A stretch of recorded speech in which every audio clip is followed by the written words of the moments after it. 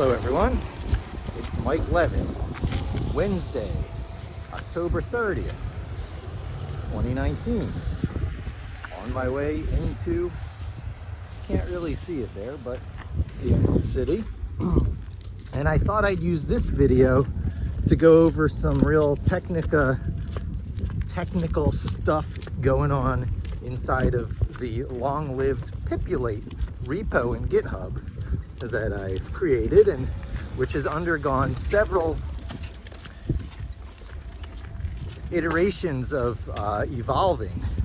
I never once rebased the GitHub repo, meaning you can go back and see radically different versions of Pipulate in action, ones in which I felt the need to, run and maintain my own server as part of the Pipulate project, Pipulate needing a server so that a variety of things could be done based on HTTP requests sent to it. I programmed it a lot like a web service, but I have, I guess a year ago or so, maybe 2 years ago, given that up in favor of seeing how Jupyter Notebook works. Pipulate is just a module to import inside of Jupyter Notebook and has scaled back how much it's trying to do so radically, because under the Pandas library, under Python, the Pandas library being a data science library that does a lot of the types of things that SQL does, provides a function, a method by which you can take a data frame, and a data frame is a lot like a Excel spreadsheet or a SQL table, name a column on that spreadsheet and say this is input, and name another column on the spreadsheet or create a new column from scratch and say this is output. Apply this input, and it's the .apply function. Apply this input from this column to the data, apply this column as input, and take the output of this function and put it into that column. And that is just a standard part of Pandas right now, data frame .apply. And that is a pretty remarkable thing, to tell you the truth, and it has obsoleted so much of the matrix processing parts of the Pipulate project. I would take values in rows and columns, and there was a syntax to say which and how many of the rows became input to functions and where to put the output. So you could do a lot of really in spreadsheet processing using back-end tricks, because you could arbitrarily lay out a spreadsheet in, say, Google Sheets and say use these columns as input, apply this function, and fill the output into this other column. And that was great for all kinds of tricks, looking up search engine positions, domain authority, average views per day against URLs, all kinds of stuff. And it was my secret weapon for a long time. However, since Jupyter Notebook came along, I have completely taken up Pandas and the data frame .apply function and write my own functions to be input to the apply function. Take a look at the code samples on Pipulate's README page on GitHub. That'll give you a good idea. But for the longest time, all this magic, the one thing I had to do under Jupyter Notebooks was Google login. And that has always traditionally been such a tricky thing to do. And it's a stumbling point for a lot of people, and I believe more people aren't doing this sort of programming work because of the initial obstacle of just logging in and getting access to the following Google services for the following user account. So for years, the way to do this was a library called OAuth2 client. And it was one of the first ones out there and was definitely recommended by Google's, Python code examples. They're saying, here's how you do this. And so I used OAuth2 client like everybody else. And then it has recently got deprecated. By the way, the main trick that this is pulling off is when you say, access this Google service, it throws back a big link saying, click here to do OAuth2 authentication, which is a kind of login that when you're trying to get a permission from someone else's account, as opposed to running more like a web service where it's computer to computer or scheduled script to web service. In those cases, they put a file, a JSON file that has all the login credentials in a particular place. It also has what must be something like the equivalent of the refresh token, because that's all you need from that point forward. But you only use that under very secure conditions because you don't want to be giving that stuff away. So instead, in Pipulate, I acquire user permissions by originally using the OAuth2 client, but since it's been deprecated, they've been recommending to use the google-auth client, which, while it provides everything necessary to do computer-to-computer communication or scheduled script to web service or web service to web service, it does not provide what's necessary to do human authentication on a temporary basis to the person sitting down using the product right now. So I followed the recommendation in the google-auth documentation and found the google-auth2 lib, which replaces those portions, and it's still a moving code base. So what happened to me is I was in the bleeding edge, people doing OAuth2 authentication for the first time casually without being hardcore professional developers, but you can just do it on your own as part of your projects. If you needed Google authentication for a local user, you use the OAuth2 lib. OAuth2 lib goes away. I was forced to migrate. Now, I did migrate. I left that older dependency in place in Pipulate for a fairly long time, perhaps a little bit longer than I maybe should have. But then I have replaced it with google-auth and google-auth2.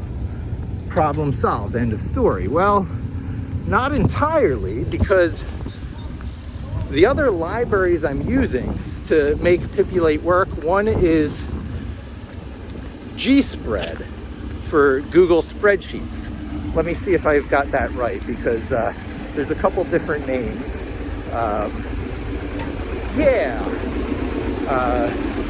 GSpread, the GSpread library for Google Sheets.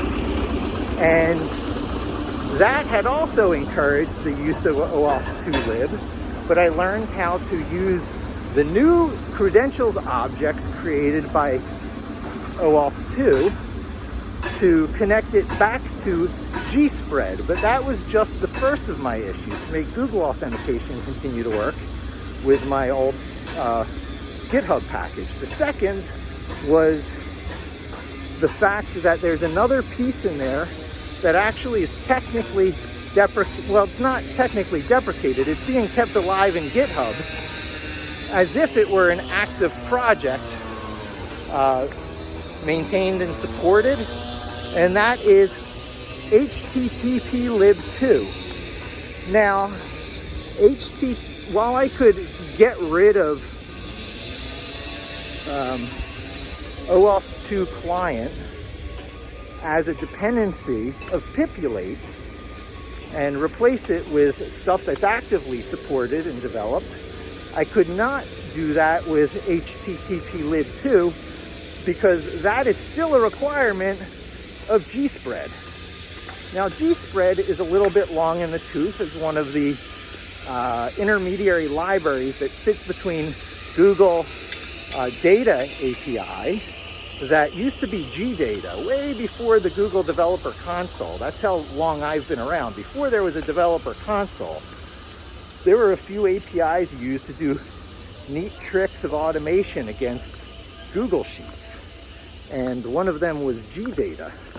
And GSpread originally used GData, and then transparently underneath of us, sometime along the way, changed their dependencies to the Google Console APIs. And I think it was version 2 and version 3 they got up to. And then there was a lot of discontent. I don't know, this might have been around 2017 or so, where people wanted to move ahead with API automation against Google Sheets because there were so many goodies that was able to be done using, say, the built-in JavaScript app script. And there was formatting and all kinds of stuff that GSpread didn't support. So along comes PyGSheets, PyG Sheets.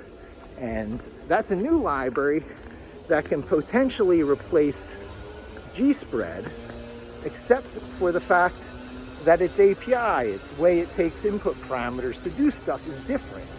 And I've gotten very used to how I do it in Pipulate, returning a cell list and a data frame. And the cell list becomes a placeholder that you keep around while you modify the data frame however you like. And then you say, send these data frame updates back to this cell list, and poof, Google Sheets is updated in location with minimal muss and fuss, because you didn't have to remember anything or figure much out, except for the fact that you keep the original shape of the rectangular region you selected for your data frame from the select statement, and you push that back out as part of the update. So if there's output columns, your original select chooses those output columns so that there's no ambiguity. And it's a wonderful way to work. It has made me much more productive automating Google Sheets, and has left a lot of the goodies, a lot of the fruit hanging on the tree, for which I can go after and pick up using PyGSheets, which I fully plan to do a little bit more formatting and, template preparation sort of on the fly as a Jupyter notebook I can just click a button for. The problem there is that, and I think I'm going to go the long way here. There was a ferry just pulling out, I heard, so I missed one of the ferries. So there's another one, but it isn't for 15 minutes, and I want to finish walking. So I'll take a more scenic route than right into the ferry terminal and finish my thoughts out, because these are the things that a developer, even a part-time casual developer for whom coding isn't their full-time thing, they have some other job, such as being an SEO, such as I am. However, data is data, and all the data investigations that one does for an SEO, for figuring out what topics to publish on, how to modify pages and the links between pages such that this page has the largest opportunity of coming up in the first position of Google for the following keywords, or a few keywords. And really, there's no way to tell exactly how Google's going to behave. So what you do is you sort of black box it, put in input, look at the output, do a bunch of different variations of input, look at the variations of output, and you look for patterns. So the main skill there is to be able to run data exercises off the cuff, meaning just spontaneously without having to have put a lot of thought and development work into it, to just be able to try things spontaneously as you would just speaking your natural language. So what we're looking for is a level of expressiveness in coding that is similar to your natural spoken language. And that's what I think I've achieved in Python. So the question is, why are these bunch of projects in my mind, in my imagination, being held back merely on the fact that I haven't done the work yet? There's different sets of dependencies. Well, the answer is because I haven't just moved ahead and done it. Other things have taken priority. I've been busy with life. My free time is precious. So recently I just bit the bullet, gutted a few dependencies as I could out of Pipulate, and then added the easy ability to use PyGSheets. How? By making the authentication that's done for Pipulate also apply to PyGSheets. So once I'm logged in under either library, and I can use the API, the custom API I built to GSpread to do it the old way under the import Pipulate as GS, because Pipulate is good sheet, and then also just do whatever other imports are necessary for PyGSheets, which I know are going to work correct. And when I need Pipulate or GSpread, I do it that way. Old habits, muscle memory. When I need the new features, I do it with PyGSheets. And magic, I have all the automation power under Python as those people doing similar stuff under AppScript have.